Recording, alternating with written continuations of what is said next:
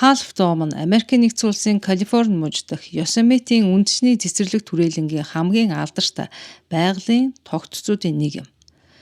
100 гаруй жилийн өмнө Half Dome хэмээх алдарт хаданд авирах хэсэгт 120 метрийн хэмжээтэй ган татлахыг суйрлуулсан байдаг. Энэ газар далайн түвшнөөс дээш 2680 метрийн өндөрт оршдог байна. Энэ газар олон жилийн турш байгаль дурлагчид аялагчдыг татсаар иржээ. Алхалтын зарим хэсэгтээ нилээд хүнд ч ихэнх хүмүүсийн хэлснээр оргилд хүрэхэд үзэгдэх гайхамшигт байгаль нь бүх хүчин чармаалтыг үн цэнтэй болгодог гэж ярьсан юм.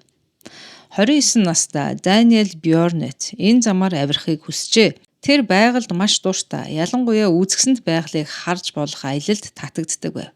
Аризона мужийн Лейк Хавасу хотоос гаралтай Даниэл Бьорнет Хавасу Спрингс Resort-д сошиал медиа менежерээр ажилладаг байсан.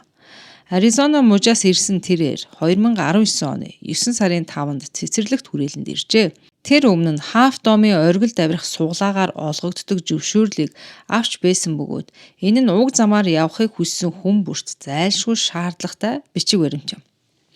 Half Dome-ийн зам нийтдээ 27 км үргэлжилж 1463 метрийн өндөрт өгсдөг. Өөрөөр хэлбэл энэ бол зүгээр нэг амархан алхалт биш. Үнэн дээр замын сүүлч хэсэг нь хамгийн их хүч шаардсан маш хүнд байдаг тул 1919 онд тэнд татлага олсыг суйрлуулсан байна. Аялагчид бэлтгэлгүй эсвэл биеийн байдал сул бол энэ замаас зайлсхийхийг зөвлөдөг. Туршлагатай уулчид хүртэл өндрийн өвчин болно. Цаг агаарын огцом өөрчлөлтөөс үүдсэн хүндрэлтэй тулгарч болно. Гэхдээ энэ нь Даниэл Бьорнетийн анхны аялал биш байв. Тэр аяллаа ихэнх хэсгийг гайгүй давсан ч хамгийн хүнд алдартай олсон татлагтай хэсэгт хүрэхэд байдал өөрчлөгдөжээ. Түүний багийнхан татлахын хэсэгт явж байхад дээрээс ямар нэгэн үүмэн шууган сонссон байна. Тэр үед баг зэрэг бороо орж эхэлсэн нь Даниэлийг ихэд айлгсан бололтой. Айдас давтсан Даниэл оргилд хүрэх зорилгоосоо буцан доош буухаар шийджээ. Багийн ахлагч болон багийнхан үргэлжлүүлэн цааш явсан юм.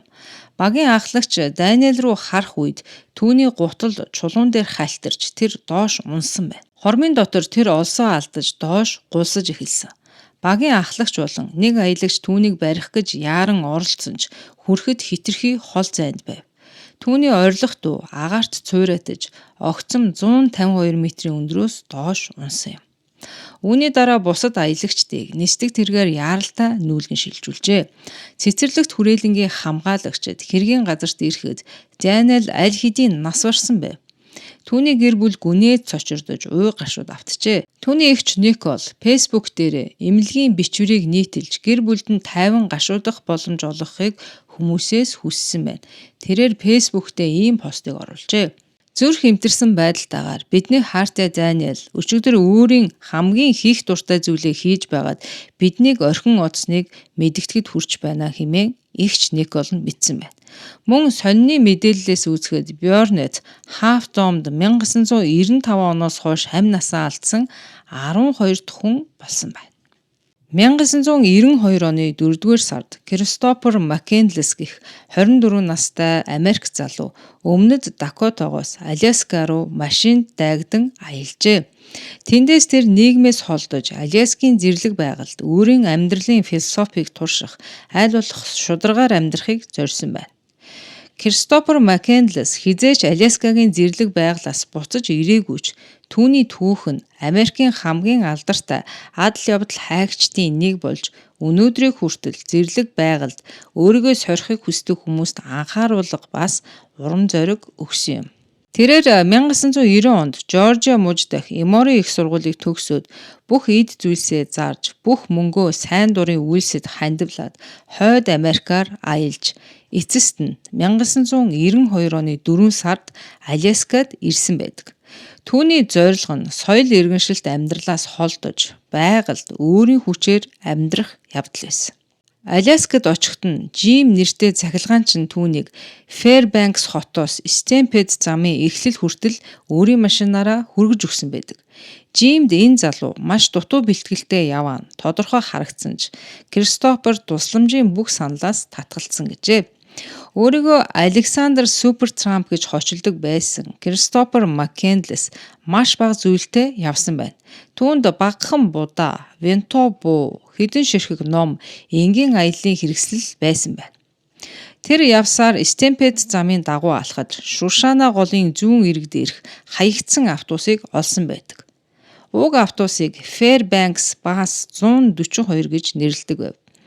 Кристофер Маккендлес энэ автобусыг олсондоо маш ихээр баярлаж түүнийг өөрийн хорогдох байр, зэрлэг байгальдах оргонох газраа болгохоор шийджээ. 24 настай тэрээр адал явдлаа өдрийн тэмдэглэлтэй байнга бичиж тэмдэглэдэг байсан боловч удалгүй бичлэгүүд нь улам бүр бараан өнгө аястай болж эхэлсэн байдаг.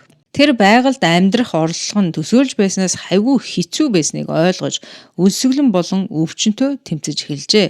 Хавар зүүн сойлогдож тэр идэж болох ургамал түүж жижиг ан амтан агнаж амиа зогоож байв.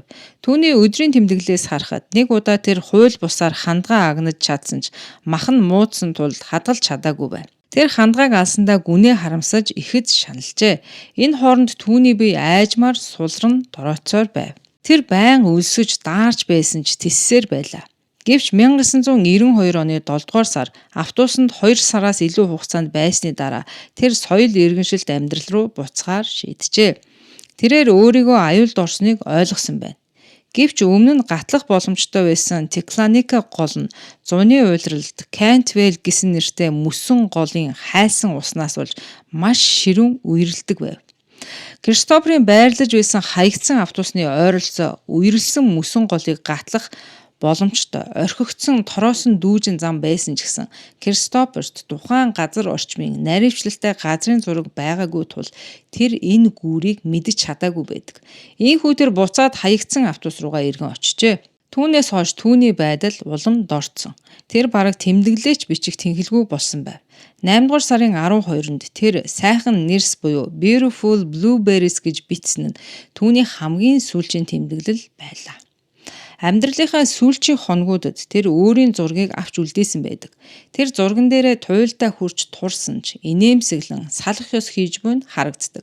Тэр гартаа би аз жаргалтай амьдарсан. Бурханд талархаж байна. Баяртай. Бурхан та бүхнийг ивэг гэж бичсэн бичиг барьсан байв. 1992 оны 9-р сарын 6-нд хэсэг анчид хаягдсан автобусыг олж дотор нь унтлахын уутанд байсан цогцыг олсон нь Кристофер Маккендлесийн задралд орсон цогцос байв. Тэр нас барах үедээ ердөө 30 кг жинтэй байсан бөгөөд бие нь тураалд орсон байлаа.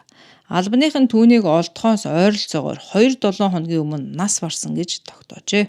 Хожим нь тэрээр зэрлэг төмөсний ургамлын хорт үрийг эзэн нь түүнийг өхөлд хүргэсэн болохыг тогтоосон байна. Зарим нь түүнийг эмгэнэлт баатар гэж үздэг бол зарим нь хитрхи гинэн болгоомжгүй шийдвэр гаргасан гэж шүүмжилдэг. Түүний түүх нь Into the Wild ном болон кино хувилбараар дамжин мөнхөрсөн. Жинхэнэ амьдрал хайсан хүсэл эрмэлзлийг нь биширдэг хүмүүсийг урамшуулсан ч нөгөө талаар эрсдэлтэй тэнэг зориг гэж хүмүүс үзгэнж бий. Magic Bus хэмээн нэрлэгдсэн уг орхигдсон автобус нь түүний шүтэн бишрэгчдийн зорьд очдог газар болж хувирсан тул эцэст нь автобусыг тухайн газраас зайлуулсан байна. Учир нь зарим хүмүүс автобус руу хүрэх гэж оролдох явцдаа элдв осолд орж аврагчид тэдэн дээр очих шаардлагатай болсон байна. Зарим нь бүр замдаа амиа алдсан тохиолдолч гарч байжээ. Кристин Сузинскийн амьдралынхаа олон 10 жилийг дуурийн тайзнаа дуулсан чадварлаг дуучин байв. Тэрээр Сидней, Венец, Токио зэрэг хотуудад тоглож байсан. Зөвхөн гайхалтай дуучин байгаа зогсохгүй олон дуурийн театрын эрэлттэй уран бүтээлч байсан бөгөөд Франц бүрээг чадварлаг тоглодог хөгжимчин байжээ. Гэвч нас ахих тусмаа тэр энэ бүхнээ орхиж Виктор Айдахо гэх жижиг хот руу нүүж очисон байна. Тэр салхиар нисдэг онгоц жолоодож сурсан бөгөөд улмаар багш болжээ. Энэ нь түүний байгальд дурлах сэтгэлийг улам гүнзгийрүүлсэн юм. 2018 оны 6 сарын 9-нд тэр урдын адилд тэнгэрт хөөрөх ээлжит нислэгтэй гарчээ. Түүний моторгүй онгоцны зорчигчийн суудалд Дэвид Росс нэртэй найз нь хамт явж байсан байна. Хөөрхийн өмнө Кристин төлөвлөсөн маршрута чирэгч онгоцныхоо нисгчтэй ярилцсан бөгөөд түүний нэр тухайн үед тодорхойгүй байжээ. Бүх зүйл хэвийн мэд санагдаж салхины нөхцөл тайван гэж үнэлэгдсэн байна. Тэд хамтдаа нислэгийн өмнөх шалгалтуудаа хийж ямар нэгэн асуудалгүй нисгэд онгоцоо бэлэн болгосон. Удалгүй чирэгч онгоц болон Кристиний салхиар нисгч онгоц нь Айдахо муж дэх нэгэн байршлаас хамтдаа хөөрсөн байна. Тэд Дербай Canyon орчмын уулын бэлд хүрч далайн түвшнөөс дээш 3505 м өндөрт нисч байлаа.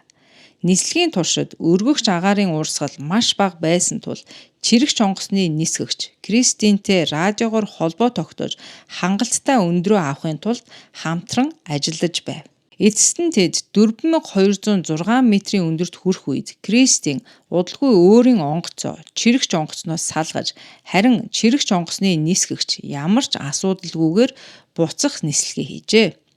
Кристин чирэгч онгоцноос салснаас хойш 1 цагийн дотор товлсон цэгтээ буух ёстой байсан юм. Гэвч тэр ирсэнгүй. Мөн нөхцөл байдлынхаа талаар мэдээлэхээр холбогдох ч оролдлого хийгээгүй нь сонирн байв. Төлөвлөсөн хугацаанаас 1 цаг өнгөрсний дараа хүлээн авах хэсгийн менежер радиогоор түүнтэй холбогдохыг оролдсон ч хэд хэдэн удаагийн оролдлого амжилтгүй болж ямар ч хариу түүнээс ирсэнгүй. Тэр хэсэг хугацаанд хүлээсэн ч холбоо тогтоогдоогүй тул онгоцыг хугацаандаа ирээгүй гэж бүртгэж холбооны нисхийн удирдлагад анхааруулга илгээжээ. Гэвч бүрэн хэмжээний 90 хайх аврах ажиллагаа эхлэхээс өмнө Титон нисхийн төвийн эзэн Кристиний гар утсын хамгийн сүүлчийн байршлын мэдээлэлд үндэслэн нисдэг тэргээр хувийн хайгуулаа эхлүүлсэн байна. Түүний онгоц нь Middle Teton болон Soft Teton ориглуудын хооронд Ice Flow нуурын орчимд далайн түвшнөөс ойролцоогоор 3292 м-ийн өндөрт хавчуулагдсан байдалтайгаар олджээ. Харамсалтай нь онгоц бүрэн сүйрсэн байсан бөгөөд уулын хажуугийн нуруу мөргсөн нь тодорхой харагдаж байв. Үүний дараа Титон нисхийн төв ослын байршлыг эрх бүхий байгууллагуудад мэдэгдсэн. 90 хайх аврах баг газар дээр очиж Кристин болон түүний зорчигч нас барсныг баталгаажуулжээ. Long line буюу урт олстой нисдэг тэрэгний ажиллагаагаар цогцуудыг гаргаж шүүх эмнэлэг рүү хүргэсэн байна. Хожим ослын албан ёсны тайлан гарсан ч тодорхой хариулт өгөөгүй бөгөөд энэ нь ослын нууцыг улам гүнзгийрүүлжээ. Мөрдөн байцаагчид нислэгийн өмнөх механик гэмтэл эсвэл эвдрэлтэй эд анги огт илрээгүй гэж дүгнсэн байна. Мөн онгоц зөв ухсрагдсан, шаардлагатай бүх засвар үйлчилгээ хийлгсэн байсан тул нисгэд бүрэн тохиромжтой байсан гэж тогтоожээ. Хожим нь Кристин нислэгийн үеэр ухаан алдсан байж болзошгүй гэсэн таамаг гаргасан ч үүнийг мөрдөн байцаагчид албан ёсоор батлаагүй юм. Томер Франкфуртер гэх залууд нэг л зүйл чухал байлаа. Тэр аяллаа үнэхээр гоё, дог зурагтай болохыг хүсжээ. Тэр хадны ирэмгээр алхахаасаа огт айгаагүй. Эцсийн эцэст мартагдшгүй дурсамжийн төлөө эрсдэлтэй шийдвэр гаргасан анхны жуулчин биш гэдгээч тэр мэдэж байсан. Томер Франкфуртер дөнгөж 18 настай байсан бөгөөд энэ насанд бүхэл зүйлийг хийх боломжтой мэт санагддаг нас шүү дээ. 2018 оны 9 сарын 4-нд тэрээр Yosemite-ийн үндэсний цэцэрлэгт хүрээлэнгээр аялж байв. Тэр Америкийн нэгдсэн улсаар 2 сарын аялал хийх байсан бөгөөд дараа нь өөрийн эх орон болох Израиль руугаа буцаж заавал хаах ёстой цэргийн албандаа очих ёстой байсан юм. Франкфуртер, Калифорни Френсо хотод амьдардаг гэр бүлийн найзтайгаа хамт аялалд гарчээ.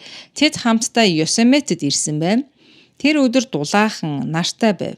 Тэр Мист гих замаар явхаар сонгосон бөгөөд энэ нь үзэсгэлэнт байглаараа алдартай зам юм. Мист зам нь жуулчдын дунд маш алдартай газар тул ганцаардмал биш гайхалтай үзэмж рүү ойртох тусам хүмүүсийн тоо цөөрдөг онцлогтой зам юм. Замын хамгийн гайхамшигтай хэсгийн нэг бол Невада хүрхрээний Мерсед гол дээрх 181 м-ийн өндөр хүрхрээний орой байдаг. Адал явдал хайгч, бие бэлтрийн бэлтгэлтэй хүмүүс л бүтэн замыг туулж хүрхрээний оройд хүрч чаддаг байна. 2018 оны 9 сарын 4-нд 18 настай Томер Франкфуртер тэдний нэг байлаа. Явж байхдаа тэр найзаасаа салсан ч Мист зам нь маш алдартай тул удалгүй Израиль, Герман болон бусад орны жуулчдаас бүрдсэн найрсаг бүлэгтэй тааралдаж үлдсэн өдрийг тэдэнтэй хамт өнгөрүүлэхээр шийджээ. Тэд оройд ойртох тусам зам улам хүнд болсон ч гаргасан хүчин чармаалт нь үн цэнтэй байв. Хүрхрээний оройд хүрсний дараа тэр үзэсгэлэнт байгалыг харангаа өдрийн хоол идэхээр шийдсэн байна. Доорх хөндийн гоо үзгсэн хүрхрээний хоржигнох чимээ нь бүхнийг бүр илүү сүрлэг гайхамшигтай сайхан болгож байлаа. Аялагчид буцахаар бэлдэх үед Томор Франкфуртерт гинэт нэг санаа төржээ. Тэр шинэ танилуудаа сошиалд хандлт авсан нэг зургийг дуурайж авахыг хүсэж байгаагаа хэлсэн байна. Тэр зураг дээр Бразилийн Рио де Жанейро хотын ойролцоо хадан дээр жуулчид зүүгдсэн байдалтай гарсан байдаг бөгөөд энэ нь хэдэн зуун метрийн өмнөөс хаднаас зүүгдсэн юм шиг харагддаг зураг байсан. Гэвч Томор Франкфуртер нэг зүйлийг мэдээгүй байв. Тэр зураг нь зүгээр л оптик хуурмаг байжээ. Үнэн дээр зурагт гарсан тэр хад нь газраас ердөө 1 метр орчим л өндөрт байрладаг байсан юм байна. Франкфуртер үүргэвчээ тайлж хаяад гар утсаа бүлгийн нэг эмэгтэйд өгч зураг авч өгөхийг хүсчээ. Бусад хүмүүс түүнд хитрхээ аюултай гэж хоригдсон ч тэрээр шийдвэрээсээ буцаагүй. Тэр гайхалтай зурагтай л болохыг хүсэж бусад анхааруулгыг үл тоомсорлсон байна. 18 настай тэр залуу хадны ирмэгнээс барьж хүрхрээний дээрээс зүгджээ. Эмэгтэй түүний зургийг хэд хэдэн удаа дарж амжсан байна. Гэвч гинэт тусламж гуйсан дуу гарчээ. Эхэндээ зарим аялагчид түүнийг тоглож байна гэж бодсон ч удалгүй бодит байдлыг тэд ойлгосон байна. Түүний гар нь чичирч, хөлөрч, барьж тогтох гэж маш их тэмцэж туслаарай гэж хэлж байсан байна. Хэд хэдэн хүн яаран туслахаар очсон ч түүнийг дээш буцаан татах боломж бараг л байгаагүй. Туслах гэж оролцсон хүмүүс түүний хөлөрсөн гарнаас сайн барьж чадахгүй байсан бөгөөд татаж гаргах ямар ч олс хэрэгсэл тэдэнд байгаагүй юм. Бүх зүйл хормын дотор болоод дууссан. Тэр тэдний гараас мултарч доош унжээ. Ингээд Томор Франкфуртер Мерсед гол орчимд ойролцоогоор 183 метрийн өндрөөс доош унаж газар дээрээ амиа алдсан байна. Тэрээр Йосемитийн үндэсний цэцэрлэгт түрээлэнгийн өндрөөс унаж нас барсан 300 гаруй хүний нэг болсон юм. Байгаль дунд найз охидын хөгжилтэй аялал байх ёстой зүйл 45 настай Кэрол Санд, түүний 15 настай охин Жюли, мөн 16 настай Сильвина Пелосо нарын хувьд аимшигт хар дарсан зүйл болон хувирчээ.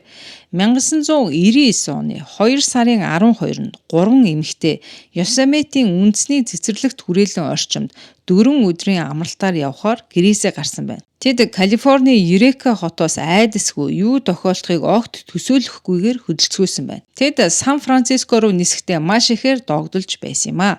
Сильвина нь Аргентинаас ирсэн солилцооны оюутан байсан бөгөөд Жюлитэй найзууд болж Сандийн гэр бүл түүнийг баяртайгаар хүлээн авсан байна. Сан Францискод буусны дараа Кэрол машин түрээсэлсэн байна. Тэдэнд үзэж хийх зүйл их байсан ч ердөө 4 хоногийн дараа Кэрол нөхөртөөгөө онгоцны буудал дээр уулзаж түүнтэй хамт Аризона руу бизнес аялал явах төлөвлөгөөтэй байв. Тэдний эхний зогсоол нь Стоктон, Калифорни байлаа. Тэнд Жюли чирлидингийн тэмцээнд оролцжээ. Тэмцээний дараа тэд дахин замдаа гарсан байна. Ингээд 2 сарын 14-нд тэд Эл Портал, Калифорнид хурж ирсэн бөгөөд хэд хоног тэнд байж Йосемитийн үндэсний цэцэрлэгт түрээлэнг судлахаар төлөвлөжээ. Тэд паркийн үүднээс ердөө 12 км-ийн зайд байрлах Cedar Lodge зочид буудалд өрөө авсан байна. Маргааш нь буюу 2 сарын 15-нд тэд паркийн олон замын нэгээр явган аялал хийсэн. Тэр үед байгальд Кэрол, Жюли, Сильвина нар хамгийн аюулгүй байсан гэж хэлж болно. Гэвч оройн буудалтаа буцаж ирсэн нь тэдний хувьд хамгийн аимшигтай алдаа болж хувирсан юм. Тэд оройн цагаар паркаас гарч амарч унтахаасаа өмнө жаахан тайвшрахыг хүсжээ. Маргааш нь түрээсээ машинаа буцааж Кэролын нөхөртөө Сан Францискогийн нисэх онгоцны буудал дээр уулзах ёстой байсан юм. Тэд зочид буудалтаа буцаж ирсний дараа кино түрээсэлж үзхийг хүссэн байна. Энэ нь тэднийг амьд харсан хамгийн сүүлчийн мөч байв. Үүний дараа болсон явдал нь Америкийг зочирдуулж үндэсний цэцэрлэгт түрээлэнгийн түүхэнд хар толб үлдээсэн аимшигт гэмт хэрэг болсон юм. 2 дугаар сарын 16-нд Кэролын нөхөр, эхнэр болон охин нь тохирсон ёсороо нисэх онгоцны буудал дээр түүнийг тосч аваагүй учраас санаа нь зовж цагдаад мэдэгдсэн байна. Хэрэг улам бүр бодлонтой болж эхэлжээ. Тэд буудлаасаа урьдчилан гарсан мэт бүртгэгдсэн, түлхүүр нь өрөөндөө үлдсэн, гаднаас харахад бүх зүйл хэвийн мэт байсан ч эмэгтэйчүүд болон түрээсийн машин ямар ч уул мөргүй алга болсон байв. Нэмж хэлэхэд машин түрээсийн компани мэдээснээр Кэрол машиныг буцааж өгөөгүй гэжээ. Орон нутгийн цагдаа, байгаль хамгаалагчид, сайн дурынхан, гэр бүл, найз нөхд нь бүгд нэгдэн паркийг самнан хайж эхэлсэн ч ямар ч үр дүн гараагүй байна. 2-7 хоногийн дараа Кэролийн түрүүвчийг Модесто хотоос огт хөндөгдөөгүй байдалтайгаар олсон нь хэргийг уламж учир битүүлэг болгов. Тэд амьд уу эсвэл амиа алдсан уу гэдэг нь тодорхойгүй хэвээр л байлаа. Энэ үед нөхцөл байдал маш ноцтой болж эхэлсэн байв. 1999 оны 3 дугаар сарын 18-нд аимшигт мэдээг Кэролийн нөхөр дуулжээ. 1999 онд үйлдвэрлэсэн улаан өнгийн Pontiac Grand Prix машин нь 108 дугаар хурдны замын ойролцоох ойн бүсээс олдсон байна. Энэ газар нутгийнхны хог хаягдал асгадаг газар байжээ. Машин бүрэн шатсан байсан бөгөөд дотор нь аимшигтай улдвар байв. Шатаж нүүрс болсон 2 цогцсон. Хожим нь тэдгээрийг Carol Sand болон Silvana Filoso мөн болохыг тогтоосон юм. Тэр үеэс холбооны мөрдөх товчоо хэрэгт оролцож эхэлжээ. Үүнээс 7 хоногийн дараа эрх баригчид Жулигийн цогцос хаана байгааг заасан захиа хүлээн авсан байна. Тэр захианд би түүгээр зугаатсан гэж бичсэн байв. Жули Сандийн цогцыг 3 сарын 25-нд Педро нуурын орчмоос олсон байна. Цогцос ихэд муудсан байсан ч үхлийн шалтгаан нь тодорхой байв. Жулигийн хоолойг хэрчсэн байжээ. Алуурчинг барихад өөр нэг гэмт хэрэг болсон юм. Joy Ruth Armstrong нэртэй эмэгтэй өөрийн байшингийн ойролцоо аимшигтайгаар алуулсан байв. Зарим гэрчүүд түүний байшингийн ойролцоо цэнхэр машин зогсож байсныг харсан байв. Цагдаа нар энэ мэдээллийг ашиглан алуурчинг илрүүлж Carrie Strainer гэх 37 настай засварчин залуу болохыг олж мэдэв. Тэр Cedar Lodge зочид буудалд ажилладаг байсан байна. Carrie Strainer баригдаж бүхнийг хүлээн зөвшөөрсөн байна. Тэр 2 сарын 15-ны орой Carol, Julie, Silvana нарт буу тулган барьцаалж хамтран ажиллахын бол та гурыг гимтээхгүй гэж амласан ч худал хэлсэн байна. Тэр эмэгтэйчүүдийг хүлж амыг нь боогоод Carol-ыг боомлж буудаж алсан. Дараа нь Silvana-д бэлгийн хүчирхийлэл үйлдэж мөн л түүнийг хөнөөжээ. Julie-г нуур руу авч явж мөн бэлгийн хүчирхийлэл үйлдээд эцэст нь хоолойг нь хэрчиж алсан байна. Хэдийгээр Carrie Strainer өөрийгөө солио өвчтөө хэрэгт буруугүй гэж мэдүүлсэн ч шүүх түүний 3 хүний амийг хүнөөсөн хэрэгт 3 удаа цаазаар авах ялыг оноосон байна. Carrie Strainer одоо 62 настай бөгөөд амьд цаазын ялаа хүлээж байгаа юм байна. 2014 оны 9 сарын 27-ны өглөө Izumi Noguchi хэмээх 59 настай Япон эр On Take All-нд явган аялж байв. Тайван байгальтай дахин холбогдох зорилготой энэ аялал нь эмгэнэл болон хувирсан бөгөөд Изуми тэр уулнаас амьд буцаж чадаагүй. Тухайн үед Изуми барилгын компанид ажилладаг явган аялал дуртай нэгэн байсан бөгөөд ихэвчлэн эхнэр Хироми Ногучитэйгээ хамт байгальд алхах дуртай байв. Харин тэр өдөр эхнэр нь ажилтай байсан тул түүнтэй хамт явж чадаагүй байна. Гэсэн ч Изуми эхнэртэй уулын үзмжийг харуулахын тулд камера авч явжээ. Өглөөний цаг агаар төгс, дулаахан, тэнгэр цэлмэг, намрын навчис өнгөө сольж эхэлсэн үе байв. Амралтын өдөр байсан тул олон хүн тэр ууланд гарч байсан юм. Изуми тухайн өдөр ганцаараа биш олон аялагчдын хамт явж байв. On Take All нь 3048 м гарын өндөртөө налуу нь харьцангуй зөөлөн тул жуулчид ихээр очдог алдартай уул юм. Гэвч энэ уул бол жирийн нэг уул биш, үнэндээ идэвхтэй галт уул байсан байна. Изуми аяллахын турш олон зураг авч эхнэртэй харуулахыг хүсжээ. Тэр бүр оргилын тэмдэг дээр зогсон инээмсэглэж зураг авахулсан байна. Гэвч удалгүй бүх зүйл гинэд харанхуйгаар эргэсэн юм. Изуми Ногучи оргилд хүрснээс хойш удаагүй байхад төсөөлхийн аргагүй аимшигтай үйл явдал болсон байна. Өглөөний нам гүм тайван үзэсгэлэн хитгэн хормын дотор байхгүй болж On Take галт уул нь гинэт дэлбэрчээ. Дэлбэрэлт нь үнс, чулуу, халуун хий, асар их хэмжээний агаарт цацагдаж олон километрийн цаанаас харагдах үс авраг баг нь үүсгэсэн байна. Энэ нь нэгэн зэрэг гайхамшигтай бөгөөд аимшигтай дүр зургийг бий болгов. Изуми Ногучи камера гаргаж энэ гамшигыг бичиж эхэлжээ. Тэр хид хідэн зураг дарж амжиж тогооноос гарч буй өтгөн үнс, тэнгэрийг харанхуйлж уулыг бүрхэгж буйг буулгаж амжсан байна. Дараагийн зургууд дээр үнс, хий улам томорч ойртон ирж байлаа.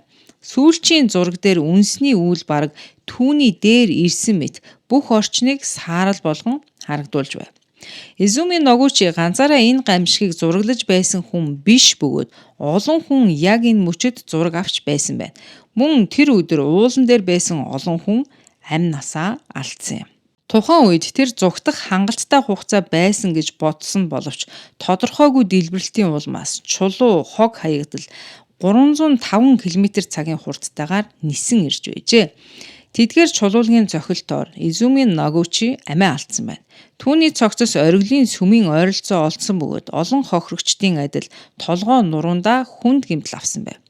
Түүний камераас олдсон зургнууд нь хадгалагдан үлдсэн бөгөөд эхнэр Хироми Ногучи тэдгээрийг олон нийтэд ил болгож нөхрөө дурсан сансан гэнэ. Зураг авахын оронд зугтсан бол дээр байсан юм гэж хэлсэн бөгөөд би нөхрөө буцааж авахыг хүсэж байна гэж хэлжээ. Тэр өдөр уулан дээр хэдэн зуун хүн байсан бөгөөд On-Tech галтуулын дэлбэрэлтийн улмаас нийт 63 хүн түүний дотор Изуми Ногучи нас барсан нь дэлхийн 2 дугаар дайнаас хойш Японы хамгийн их хохиролтой галтуулын гамшиг болсон юм. Албаныхны мэдээснээр дэлбэрэлтийн өмнө газар хөдлөлтийн зарим шинж тэмдэг илэрсэн ч томоохон дохио гэж үзэх хэмжээнд хүрээгүй байсан гэжээ. Жион үндэсний цэцэрлэгт хүрээлэн олон нийтэд 1926 оны 100 нэгдснээс хойш Angels Landing нэртэй маш алдартай уулын явган аяллаа замтай болсон юм.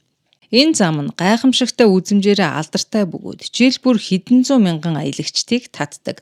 Тэд бүгд энэ замын хүнд сорилтыг давж гарахыг хүсдэг байна. Тохиромжтой нөхцөлч Angels Landing замаар явах нь явган аялагчдаас маш их анхаарал, тэнцвэр шаарддаг. Авиралт нь урт, жигд, өгсөөр бөгөөд ойролцоогоор 457 метрийн өндрийн зөрүүтэй. Аялагчид авирах явцдаа шингэний дутагдалд орох, халуунд ядрах, эсвэл наран цохиулах эрсдэлтэй байдаг байна. Зам дагуу усны их үсвэр огт байдаггүй тул аялагч бүр дор хаяж ойролцоогоор 1 литрээс дээш хэмжээний ус авч явах шаардлагатай. Хамгийн хэцүү хэсэг нь замын сүүлчийн 800 м юм. Энэ үед аялагчид замын хажуугаар суурлуулсан гинжнээс барьж явах шаардлагатай болдог байна. Үгүй бол тэд улбар шар өнгийн элсэн чулуун хаднаас унаж маш өндөр эрсдэлд орох болно. Tate Rain Villino гэх аялагч нь Angels Landing гэх алдарт эрсдэл өндөртэй замаар 2017 оны 3 сарын 3-нд авиралтаа эхлүүлжээ. Тэр өдөр тэр ойролцоогоор 8.7 км-ийн эргэлтийн жимийг ганцаараа туулсан бөгөөд Refrigerator Canyon-ы орчмын зүүн хэсэгт хүрсэн байна. Ихэнх аялагчид бүлгээрээ явдаг тул аюул тохиолдсон үед илүү найдвартай байдагч Tate Rain Villino ганцаараа явахаар шийджээ. Авиралтын үед тэр өндөрлөг хэсгээс доош унсан байна. Тухайн үед хажууд нь хинч байгаагүй тул яг юу болсон тодорхойгүй үлдсэн юм. Удалгүй ойролцоох хэдэн аялагчид түүний хөдөлгөөнгүй байдалтайгаар хэвтэж бууг Жион үндэсний цэцэрлэгт хүрээлэнгийн албанд мэдэгдсэн байна. Хариуд нь аврах багууд ирж талбайг бүслэн авч бусад аялагчдыг аюулгүй байдлыг хангах замаар замыг нь түр хаажээ. Шинжилгээгээр түүний биед өндрөөс унснаас болсон хүнд гэмтлүүд илэрсэн бөгөөд яг хэдэн метрийн өндрөөс унсан нь тодорхойгүй байв. Түүний үхлийг албаныхан явган аяллаа харамсалтай осол гэж дүгнсэн бөгөөд энэ нь Angels Landing зам дээр бүртгэгдсэн 15 дахь нас баралт тухайн жилийн анхны тохиолдол байжээ. Tate Rain Villino амьд байхдаа санхүүгийн салбарт ажиллаж байсан. Мөн уран зохиолын хид хідэн сэдэвт ном зохиол бичдэг байсан гэдгээрээ танигдсан хүн байв. Тэрээр The Front Nine, Fold the Pen зэрэг бүтээлийг туйруулж мөн Habitat for Humanity буюу ядуу орон гэргүй хүмүүст зориулж орон сууц барьж тусалдаг олон улсын буйны байгууллагт сайн дурын ажил хийдэг байсан байна. Мөн завьт аялалд дуртай нэгэн байжээ. 2022 оны 8 дугаар сард Жатал Агнихарти Жион үндэсний цэцэрлэгт хүрээлэнд 2 найзтайгаа хамт The Narrows нэртэй жимээр явган аялал хийхээр болжээ. Тэрээр Аризонагийн их сургуульд гидролог болон агаар мандлын шинжилгээ ухааны докторант байсан бөгөөд хичээлийн удирдал эхлэхээс өмнө амрах зорилгоор энэ аяллыг төлөвлөсөн байв. Гэвч аялал эхлэхийн өмнөхөн паркинг албаныхан үерийн сэрэмжлүүлгийг гаргасан байна. Дэ Нарвс Жим нь Виржин голын ёроолоор явдаг тул гинэт үерт автах маш аюултай байдаг байна. Гэсэн ч Жатал Агнихарти явхаар шийдсэн бол харин найзууд нь үлдэж орой уулзахаар тохиролцсон байна. Явган аяллаа үеэр гинэт хүчтэй үер бууж, хуурай жалга, хад чулуу хэсгүүд хэдхэн минутын дотор хүчтэй урсгалтай усаар дүүрчээ. Харамсалтай нь усан сэлж чаддаггүй байсан Жатал Агнихарти болон бусад хэд хэдэн аялагчид үерийн урсгалд автан урссан байна. Үерийн дараахан паркийн хамгаалагчдад хэд хэдэн явган аялагч усанд урссан тухай мэдээлэл иржээ. Тэд даруй аврах баг зохион байгуулж тусламжийн ажиллагаагаа эхлүүлсэн байна. Нэг гэмтсэн аялагч Виржин голын дагуу замаас хэдэн зуун метрийн зайд олдсон яаралтай эмнэлэгт хүрэгдсэн байдаг. Мөн хэд хэдэн хүн өндөрлөгт газарт хүрж усанд бүслэгдсэн байдалтай байсан ч усны түвшин буурсны дараа аюулгүйгээр тэднийг гаргаж авсан байна. Дараа нь хамгаалагчид паркийн зочдоос хэн нэг нь алга босно уу гэж асуухад эхэндээ хинч мэдээлэл өгөөгүй бөгөөд бүгдийг олсон гэж боджээ. Гэвч хэдэн цагийн дараа Жатал Агнихарти алга болсон тухай мэдэгдэл ирсэн байна. Түүний найзууд нь буцаж ирээгүйг мэдээснээр яаралтай эрен хайх ажиллагааг эхлүүлсэн юм. Энэ ажиллагаанд усны гинтийн урсгалд аврах тусгай бэлтгэлтэй баг, эрен хайх ноход болон 170 гаруй аврагч оролцсон байна. Эхний өдрүүдэд Жатал Агнихарти олдоогүй л байлаа. Түүний гэр бүл мөн эрен хайгуул хийсэн газарт ирж түүнийг 9 минут олдохыг хүлээсээр байв. Ах нь хэвлэлд ярьцлага өгтөө үерийн гинтийн байдлыг гайхаж эгчин дүүдээ юу тохиолцыг мэдэхгүй байгаагаа илэрхийлсэн байна. Тухайн өдөр цацагдсан видео бичлэгт унсан модны хэсгүүдэд зууралдан үерийн усанд урсаж буй 2 хүн харагдсан бөгөөд тэдний нэг нь Жатал Агнихарти байж магадгүй гэж таамагласан ч батлагдаагүй. Эрен хайх ажиллагаа 2 дахь үзрээ үргэлжилж аврагчид голыг хурдан урсгалтай хэсэг, өтгөн ургамал, модны овоорсон хэсгүүдийг наривчлан шалгажээ.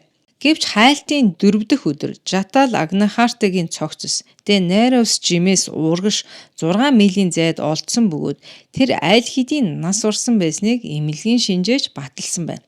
Түүнийг нас урсны дараа олон хүн эмгэнэл илэрхийлсэн.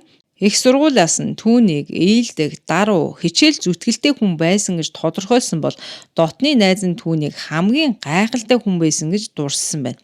Түүний оршуулгын ёслол 2022 оны 8 сарын 25-нд болсон юм.